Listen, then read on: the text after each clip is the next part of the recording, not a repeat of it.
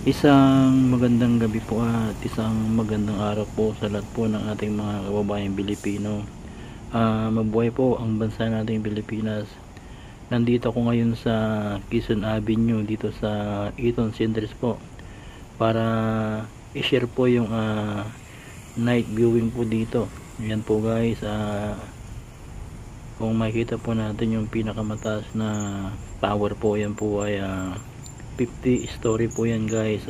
Bali hindi pa po tapos yan.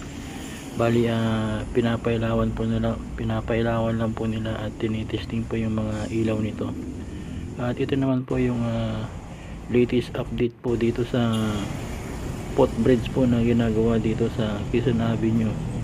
Dito po yan sa MRT po, yan dito po yan sa MRT.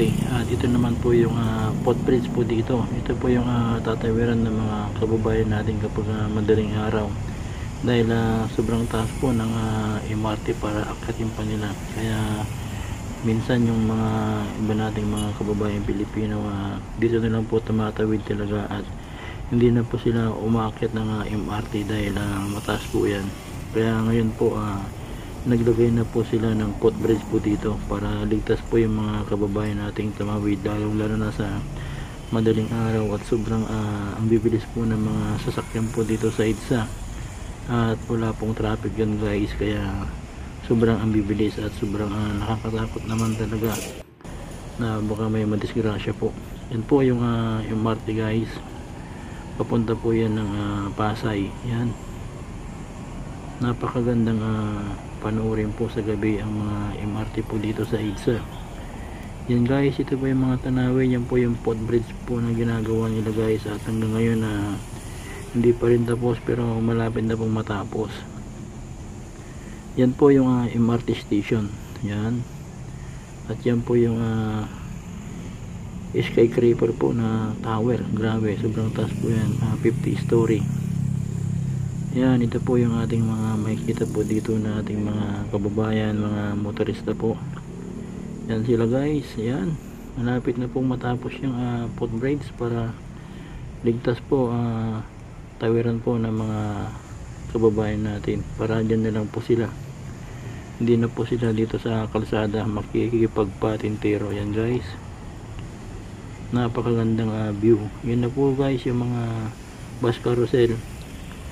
Yan, dahil may station po sila dito. Yan po, bali pinailawan po lang yung yung building na po yan para i-testing po yung ilaw, pero hindi pa po tapos yan guys. Pero kahit hindi pa tapos, sobrang ganda na po yung ilaw nya. Yan na naman po yung MRT, papunta po yan ng Cubao. Yan, Show Boulevard, Buendia, Ayala. Yan po, Magallanes, Pasay. Yun na po yung last terminal nya, yung Pasay. Yan guys, ito po yung ating mga makikita po dito na night viewing. Ito naman po yung MRT na galing na po ng Pasay. Yan po. Yan, napakagandang panoorin po sila guys dito. Grabe, sobrang ganda po ng night viewing po. At napakaganda ng Pilipinas.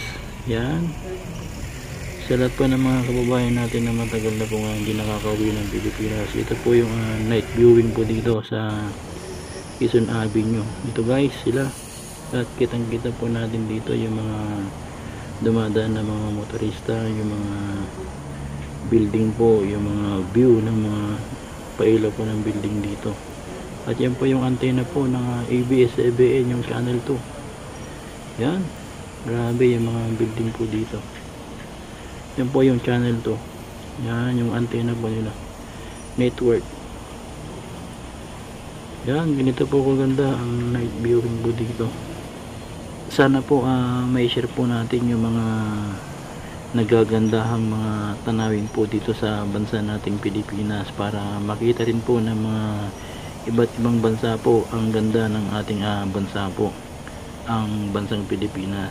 Yan po, sa lahat po ng ating mga kababayan guys na hindi pa po nakasubscribe, subscribe na po kayo guys, at pakishare na rin po ito para makita rin po ng mga iba't iba nating mga kababayan dyan sa Visayas at parting Mindanao po. Yan yung mga taga norte po, Ilocos, yan po,